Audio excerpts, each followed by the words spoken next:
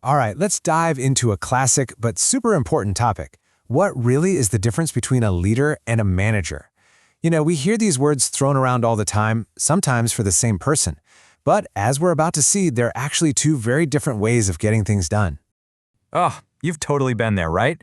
I think we all have. You've had the boss who is a wizard with the spreadsheets but can't inspire you to get out of bed in the morning. Or the opposite, the one with grand visions who can't actually make anything happen.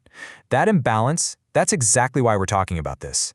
Getting it wrong can seriously mess up a team. So let's get some clarity.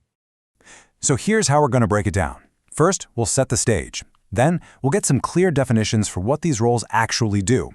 After that, we'll put them side by side to see the big differences. Then, and this is key, we'll talk about where they overlap. And finally, we'll get into why this all matters for you and your career.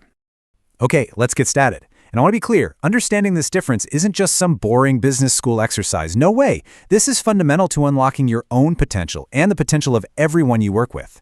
Really, our goal today is simple. We just want to get to the absolute heart of it. We're going to build a framework so you can spot the difference, understand the roles, and know which qualities to lean into at the right time. Seriously, this is essential stuff, whether you're running a whole company or just managing your own projects.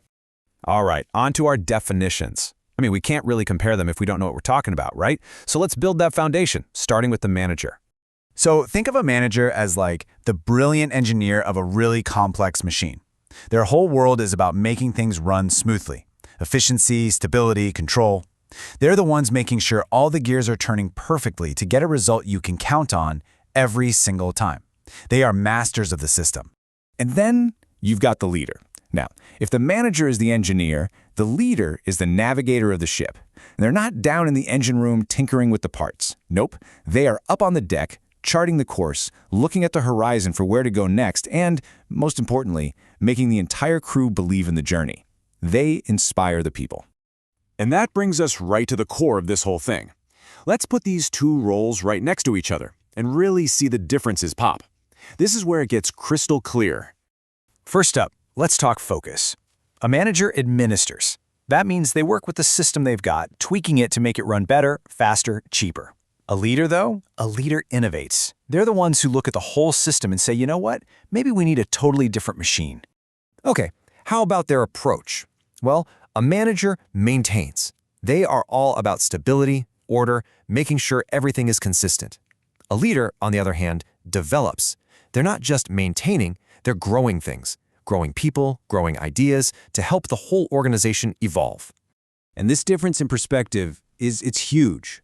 A manager is all about the tactics. They're asking, okay, how are we going to get this done and when is the deadline? A leader, they're strategic. They're asking the bigger questions. What are we actually trying to do here? And, most importantly, why are we even doing it? And you can see how that leads directly to their mindset. A manager's job, a lot of the time, is to work really effectively within the way things are, the status quo.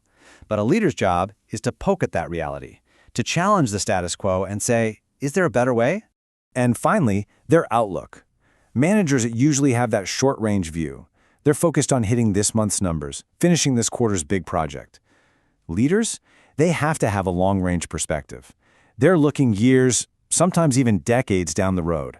So, after all that, you're probably thinking these two are polar opposites, that you're either one or the other, but are they really mutually exclusive? Can a single person actually be both? Let's dig into that.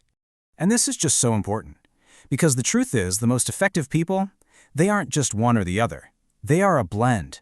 They have those management skills to make things happen, and they have the leadership skills to inspire people to want to make them happen. It's that mix, that integration of both, that makes someone a truly complete and powerful professional. Okay, let's bring it all home. This brings us to the payoff. Why did we spend all this time breaking this down? Because getting this right has huge practical benefits for you, your team, and your entire organization. So what is the payoff? Well, for one, you'll build better teams, because you'll know you need both stability and vision. For another, you'll have smarter career growth, because you can work on developing both sides of yourself. But maybe the biggest thing is this: it gives you the wisdom to know what your team really needs from you in any given moment.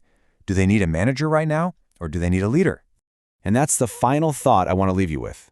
It's not about being one or the other. It's about having the skill to be both and the wisdom to know which one is needed.